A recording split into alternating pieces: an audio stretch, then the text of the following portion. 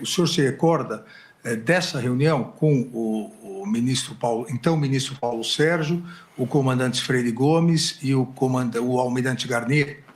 Olha, o que foi conversado nessas poucas reuniões, que teve reunião para tratar de outros assuntos.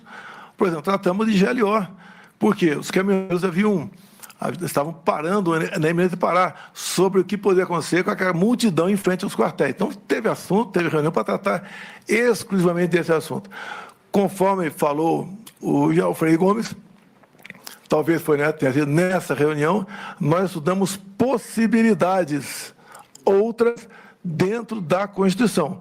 Ou seja, jamais saindo das quatro linhas. Como o próprio comandante Paulo Sérgio falou, que tinha que ter muito cuidado na questão jurídica, porque não podíamos fazer nada fora disso. Obviamente, a gente sabia disso, em poucas reuniões abandonamos qualquer possibilidade de uma ação constitucional. Abandonamos e enfrentamos aí o ocaso do nosso governo. O réu colaborador, Mauro Cid, diz que ele estava presente na reunião com o senhor, com o assessor Felipe Martins e, como o senhor lembrou também, numa das reuniões um padre estava presente. E nessa reunião foi-lhe apresentado uma minuta, um documento com vários considerandos e algumas previsões, e o senhor teria, aqui entre aspas, nos termos utilizados pelo réu colaborador, o senhor teria enxugado essa minuta, esse documento, tendo feito algumas alterações. O senhor se recorda disso? Eu queria ter acesso a essa minuta. A minuta está nos autos. Mas não tem um cabeçalho e nem um fecho. Deve ter os considerandos ali apenas. Tá?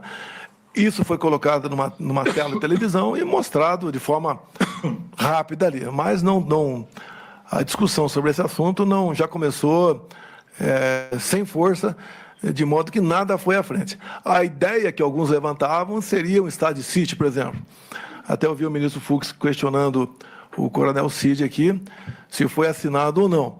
Estado de sítio, né, como reza a nossa Constituição. Primeiro, o senhor tem que ter um fato, obviamente, né? E depois convocar os conselhos da Defesa e da República, coisa que não foi feita. Então, quando alguns falam que foi dado o início é a convocação dos conselhos. Quem compõe esses conselhos? O presidente da Câmara, o presidente do Senado, o líder da maioria na Câmara e no Senado, o líder da maioria, indicados pela população, alguns ministros. Ninguém foi convocado para participar de uma possível início de uma proposta de sítio. E vamos supor que tivesse sido convocado.